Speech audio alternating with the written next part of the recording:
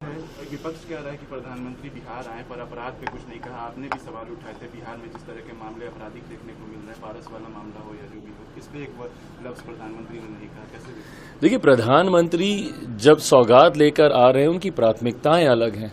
वो बिहार को एक विकसित राज्य बनाने की सोच के साथ कार्य कर रहे हैं। जहां तक रही लॉ एंड ऑर्डर की बात, ये संघीय ढांचे में फेडरल स्ट्रक्चर में हर कोई जानता है कि पूर्णतः ये राज्य सरकार का विषय आता है, ये राज्य सरकारों के अंतर्गत आता है।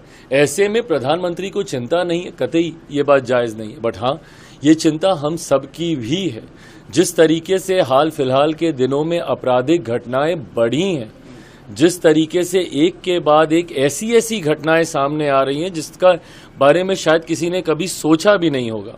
जिस तरीके से पारस हॉस्पिटल में घुसकर, कमरे में घुसकर दिन दहाड़े 5 शख्स घुसते हैं और दिन दहाड़े गोलियों की बौछार कर देते हैं। ऐसा नहीं है कि बिहार में ये घटनाएं पहले नहीं हुई हैं।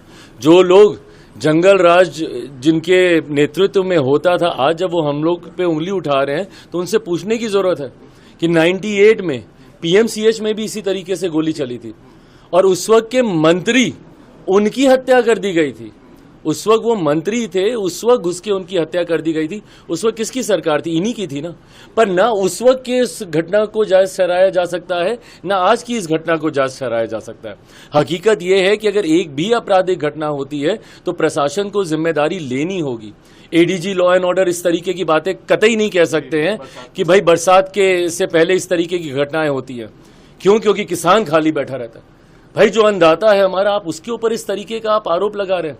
और ये आरोप नहीं लगा रहे हैं, आप लीपापोती कर रहे हैं। आप अपनी जिम्मेदारियों से आप भागने का कार्य कर रहे हैं, जो कि कतई स्वीकार्य नहीं है।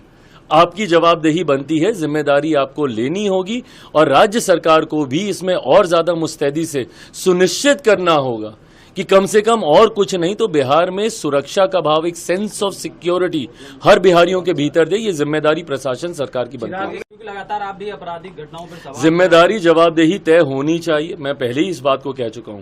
और प्रशासन, कल भी हम लोग गए थे, वैशाली में एक घटना घटी है जिस तरीके से एक छोटी सी बच्ची 1 महीने 13 दिन तक वो बच्ची लापता रहती है। स्थानीय प्रशासन की पूरी मिली भगत है कि भाई 1 महीने 13 दिन तक आप उस बच्ची को आप ढूंढ नहीं सकते हैं। क्या उसके मोबाइल फोन से क्या उसकी लोकेशन को ट्रैक नहीं किया जा सकता था? अगर ये लोग चाहते तो क्या ये लोग नहीं कर सकते थे? गाज गिरी है छोटे अधिकारियों पर, थाना लेवल के अधिकारियों को वहां पे बर्खास्त किया जा रहा है, जबकि हकीकत यह है कि जितने बड़े अधिकारी हैं वो भी इसमें लिप्त थे। तो ऐसे में जब तक जिम्मेदारी तय नहीं होगी, जब तक जवाबदेही तय नहीं होगी, आपराधिक घटना इसी तरीके से घटती